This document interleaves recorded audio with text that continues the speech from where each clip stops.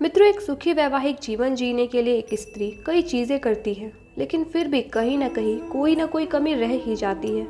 आज के युग में पति पत्नी के बीच किसी न किसी बात को लेकर अनबन तो बनी ही रहती है। तो ऐसी परिस्थिति में एक स्त्री ऐसा क्या करे कि वो अपने पति के दिल पे हमेशा राज कर सके।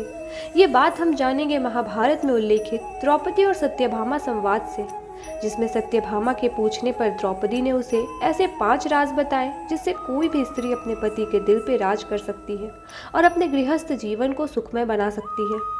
लेकिन वीडियो शुरू करने से पहले अगर अभी तक आपने हमारे चैनल को सब्सक्राइब नहीं किया है तो चैनल को सब्सक्राइब करके बेल आइकन दबाना ना भूलें। मित्रों, कथा तब की है जब एक दिन पांडव और कुछ ब्राह्मण आश्रम में बैठे थे।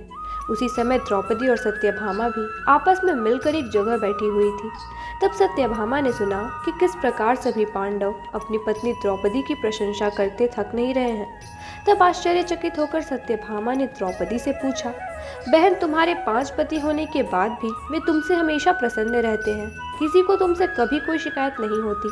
मैं देखती हूँ कि वे सदा तुम्हारे वश में रहते हैं। तुम मुझे भी ऐसा कुछ उपाय बताओ कि मेरे श्याम सुंदर भी मेरे वश में रहें। तब द्रौपदी बोली, बहन सत्यभामा, ये तुम मुझसे कैसी दुराचारिणी स्त्रियों की तरह बातें पूछ रही हो?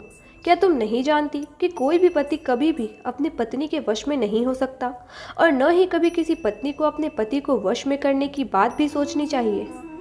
तब सत्यभामा ने द्रौपदी से क्षमा मांगते हुए कहा, तो आप ही बताएं कि आप पांडवों के साथ कैसा आचरण करती हैं, जिसके कारण वे सब आपसे इतना प्रेम करते हैं और आपकी प्रशंसा करते कभी नहीं थकते। और ये प्रश्न सिर्फ मेरे लिए नहीं बल्कि उन तमाम स्त्रियों के हैं जो अपने पति के साथ सुख से रहना चाहती हैं। उचित प्रश्न जानकर द्रौपदी ने कहा, सुनो, मैं अहंकार और क्रोध को छोड़कर बड़ी ही सावधानी से सब पांडवों की स्त्रियों सहित सेवा करती हूँ।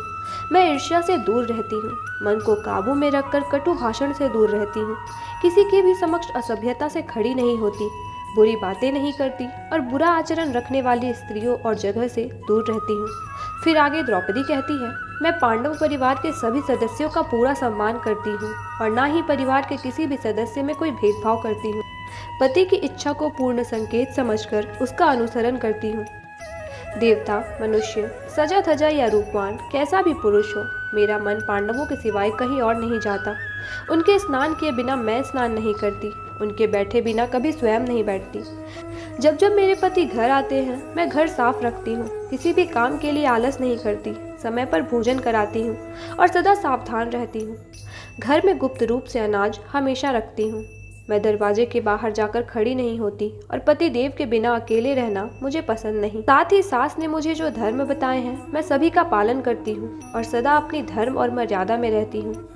मित्रों, जहाँ द्रौपदी ने सभी पत्नियों के लिए इतने महत्वपूर्ण बात बताए थे, वहीं पतियों के लिए भी कई आचरण हैं जो उन्हें अपने अंदर रखने चाहिए।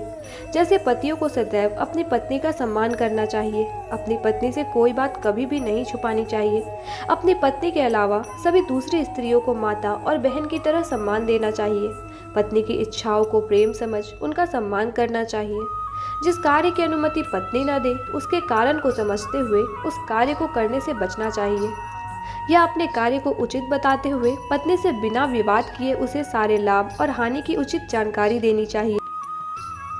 पत्नी के साथ साथ उसके मायके को भी बराबर का सम्मान देना चाहिए।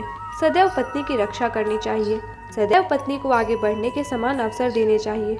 पत्नी से अपनी माँ की और अपनी माँ से अपनी पत्नी की निंदा नहीं करनी चाहिए। मित्रों, अगर आप इन बातों का अनुसरण करेंगे तो अपने वैवाहिक जीवन का आनंद उठा पाएंगे।